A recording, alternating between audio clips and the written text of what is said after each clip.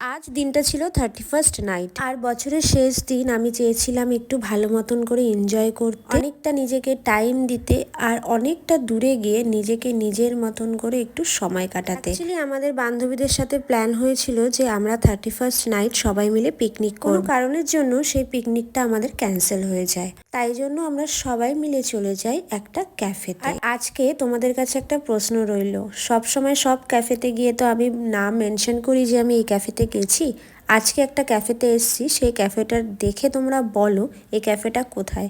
Location আমি দিচ্ছি না, এটা তোমাদের কাছে আমার প্রশ্ন রইল। 31sta কিন্তু আমরা এইভাবেই এনজয় করলাম। জানো তো 2025 আমার জীবনের সব থেকে একটা বাজে বছর বলতে পারো। শুধু 2025 নয়, 2023, 2022, 2025, 2024 সব থেকে আমার জীবনের বাজে বছর গেছে।